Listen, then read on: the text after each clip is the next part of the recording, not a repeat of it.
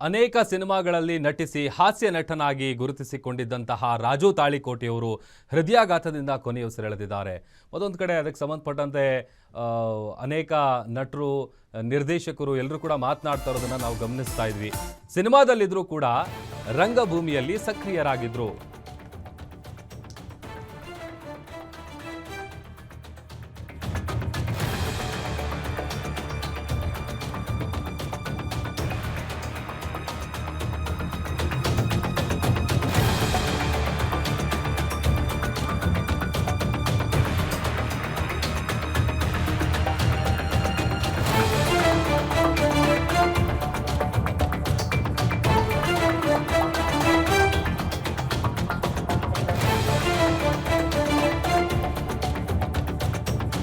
Famous ಆಗಿದ್ದಂಥ ನಟ ಇವರು ರಾಜು ಅವರು. ಅವ್ರ ಉಡುಗೆ ತೊಡುಗೆ ಹಾಸ್ಯದಿಂದಲೇ ಎಲ್ಲರನ್ನೂ ನಕ್ಕು ನಲಿಸ್ತಾ ಇದ್ರು. ವಿಶೇಷವಾಗಿ ಕುಡುಕನ ಪಾತ್ರಗಳಲ್ಲಿ ಖ್ಯಾತಿ ಗಳಿಸಿದ್ರು ಹಾಸ್ಯ ನಟರು. ಕಲಿಯುಗದ ಕುಡುಕರ ಸಾಮ್ರಾಜ್ಯ, ಅಸಲಿ ಕುಡುಕ ಸೇರಿದಂತೆ ಬೇರೆ ಬೇರೆ ರೀತಿಯಾದಂತಹ ನಾಟಕಗಳು ಈಗಲೂ ಕೂಡ ಫೇಮಸ್. ಇನ್ನು ನಿರ್ದೇಶಕರು ಚೇತನ್ ಅವರು ನಮ್ಮ ಜೊತೆ ಜಾಯಿನ್ ಆಗಿದ್ದಾರೆ. ಸರ್ ನಮಸ್ತೆ. ನಮಸ್ತೆ ಸರ್. ನಮಸ್ತೆ ಸರ್. ಅನೇಕ ಸಿನಿಮಾಗಳಲ್ಲಿ ತಮ್ಮ ಹಾಸ್ಯ ನಟನೆಯ ಮೂಲಕ ಎಲ್ಲರನ್ನ ನಕ್ಕಿ ನಲಿಸ್ತಾ ಇದ್ದಂತ ನಟರು ಇವತ್ತು ಇಲ್ಲ.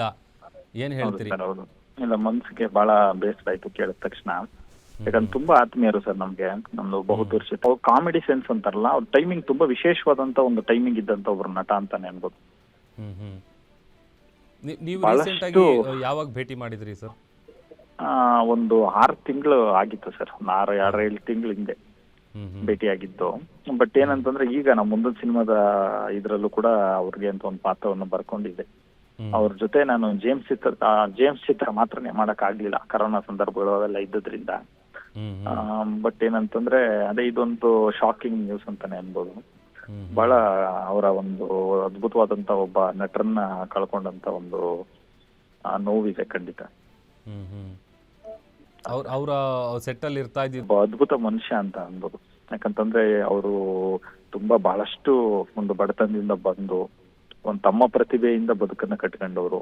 ಅವರ ಒಂದು ನಾಟಕಗಳಿಗೆ ಅಷ್ಟು ಖ್ಯಾತಿಯನ್ನ ಪಡೆದಂತವ್ರು ಅವರು. ಒಂದು ನಾಟಕದಿಂದ ಉತ್ತರ ಕರ್ನಾಟಕ ಭಾಗದಲ್ಲಂತೂ ಬಹಳಷ್ಟು ಅವ್ರ ಒಂದು 5-6 ತಿಂಗಳು ಅವ್ರದ್ದು ಡೇಟ್ಸೇ ಸಿಗ್ತಾ ಇರ್ಲಿಲ್ಲ. ಯಾಕಂತಂದ್ರೆ ಅವರು ತಮ್ಮನ್ ತಾವು ತೊಡಗಿಸ್ಕೊಳ್ತಾ ಇದ್ದಿದ್ದೆ ನಾಟಕದಲ್ಲಿ. ಹೌದು. ಈ ಹಬ್ಬಗಳು ಬಂತು ಅಂತಂದ್ರೆ, ಜಾತ್ರೆಗಳು ಬಂತು ಅಂದ್ರೆ ಅವ್ರದೇ ಒಂದು ಕ್ಯಾರವಾನ್ ಇರೋದು. ಬಹಳಷ್ಟು ನಾಟಕಗಳನ್ನ ಅಭಿನಯಿಸೋರು, ಬಹಳಷ್ಟು ಕಡೆ ನಾಟಕಗಳಲ್ಲಿ ಅಭಿನಯವನ್ನ ಮಾಡೋರು. ಡೇಟೇ ಸಿಗ್ತಾ ಇರ್ಲಿಲ್ಲ ಅವ್ರದ್ದು. ಒಂದ್ 6 ತಿಂಗಳು ಮಾತ್ರನೇ ಅವರು ಸಿನಿಮಾಗೆ ಅಂತ. ಅದು ತುಂಬಾ ಆತ್ಮೀಯರು, ತುಂಬಾ ಬೇಕೇ ಬೇಕು, ನೀವೇ ಬೇಕು ಸರ್ ಅಂತಂದ್ರೆ ಮಾತ್ರನೇ ಬಹಳ ಚೂಸಿಯಾಗಿ ಆಯ್ಕೆ ಮಾಡ್ಕೋತಾ ಇದ್ರು ಸಿನಿಮಾಗಳನ್ನ. ಸೊ ಆ ತರದ ಒಬ್ರು ಒಂದು ದೇಸಿ ಪ್ರತಿಭೆ ಅಂತಾನೆ ಅನ್ಬೋದು. ಹೌದು, ನಿಜ.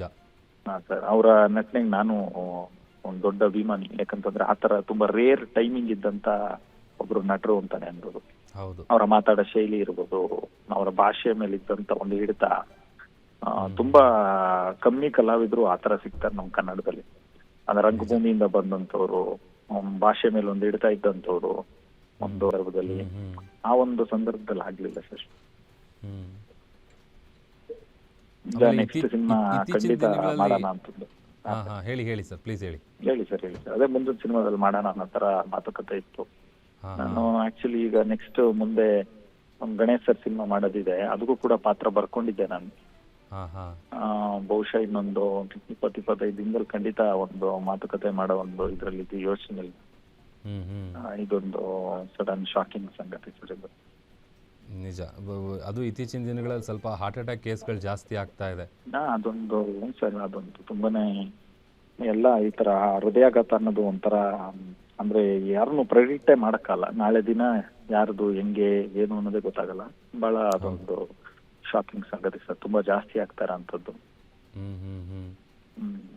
ಆಮೇಲೆ ಬಹಳ ಇಷ್ಟ ಆಗೋದು ಅಂತಂದ್ರೆ, ಈಗ ಬೇರೆ ಉತ್ತರ ಕರ್ನಾಟಕ ಸ್ಲ್ಯಾಂಗ್ ನಾವು ಮಾತಾಡೋದು ಕೇಳಿರ್ತೀವಿ, ಬಟ್ ಅದು ಇವ್ರ ಬಾಯಲ್ಲಿ ಕೇಳೋದು ಒಂಥರ ಖುಷಿ. ಹೌದು ಸರ್, ಹೌದು. ಅದು ಅಷ್ಟೊಂದು ಹಿಡಿತ ಸರ್ ಭಾಷೆ ಮೇಲೆ. ಅಂಡ್ ಅವ್ರಿಗಿದ್ದಂತ ಒಂದು ಹಾಸ್ಯ ಅನ್ನೋದೇ ಒಂದು ಯಾವಾಗ್ಲೂ ಒಂದು ಬಾಡಿ ಲ್ಯಾಂಗ್ವೇಜ್, ಒಂದು ಟೋನ್ ಅಂತ ಇರುತ್ತೆ. ಅಂದ್ರೆ ಪ್ರತಿ ನಮ್ಮ ಹಳೆಯ ಹಿಂದಿನ ಕಲಾವಿದರುಗಳನ್ನ ನೋಡಿದಾಗ ಶಂಕರ್ ನಾಗ್ ಸರ್ದೇನೆ ಒಂದು ಮಾತಾಡೋ ರೀತಿ ಇದೆ, ಶೈಲಿ ಇದೆ. ಸುಧೀರ್ ಸರ್ದ್ ಇರ್ಬೋದು, ಎಲ್ಲಾ ಕಲಾವಿದರುಗಳು ಅವ್ರವ್ರ. ಈಗ ಅಭಿಮಾನಿಗಳಿಗೆ ಎಲ್ರಿಗೂ ಏನು ಹೇಳ್ತೀರಿ ಸರ್? ಖಂಡಿತ ಸರ್, ಇದೊಂದು ಶಾಕಿಂಗ್ ಸಂಗತಿ, ಎಲ್ರಿಗೂ ಕೂಡ ಬೇಸರ ಆಗತ್ತೆ. ಬಟ್ ಅವ್ರ ಆತ್ಮಕ್ಕೆ ಶಾಂತಿ ಸಿಗಲಿ, ಅವ್ರ ಕುಟುಂಬದವರು ಖಂಡಿತ ಆಘಾತಕ್ಕೊಳಗಾಗಿರ್ತಾರೆ. ಅವರುಗಳ ಒಂದು ನೋವನ್ನ ತಡ್ಕೊಳ್ಳೋಂಥ ಶಕ್ತಿ ಭಗವಂತ ಕರುಣಿಸ್ಲಿ ಅಂತ ನನ್ನ ಕಡೆಯಿಂದ ನಾನು ಕೇಳ್ಕೊಂತೀನಿ sir. Okay, thank you Chethan Kumar ಅವರೇ, ಗ್ಯಾರಂಟಿ ನ್ಯೂಸ್ ಜೊತೆ ಮಾತನಾಡೋದಕ್ಕೆ ಥ್ಯಾಂಕ್ ಯು.